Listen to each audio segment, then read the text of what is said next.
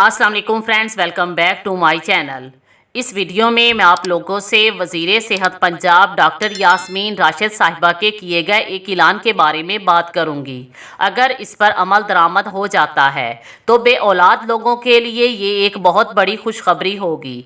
पंजाब की वज़ीर सेहत डॉक्टर यास्मीन राशिद साहिबा ने ऐलान किया है कि हुकूमत पंजाब लाहौर के एक सरकारी हॉस्पिटल में मुफ्त IVF की सहूलत फराहम करेगी, जिससे पंजाब मुल्क का पहला सूबा बन जाएगा जो बांझपन का मुफ्त इलाज करवाएगा।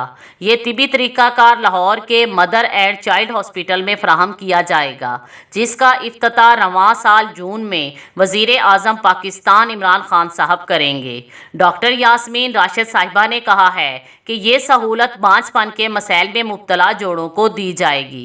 IVF की सहूलत पाकिस्तान के प्राइवेट हॉस्पिटल्स में पहले से ही मौजूद है, लेकिन IVF बहुत महंगा ट्रीटमेंट है जो हर किसी की पहुंच में नहीं है।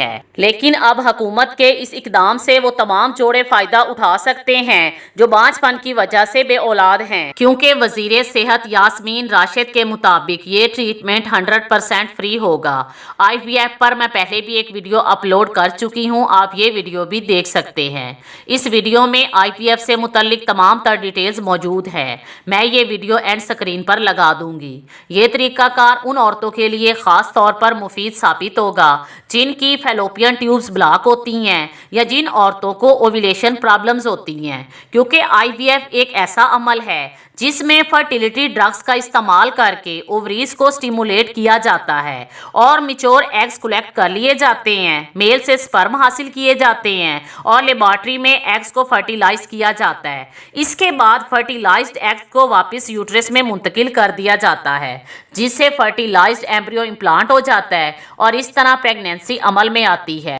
आप दुआ करें कि इस फैसले पर अमल दरामद हो और इससे वो तमाम लोग जो IVF नहीं करवा सकते फ़ायदा उठा सकें। Thanks for watching.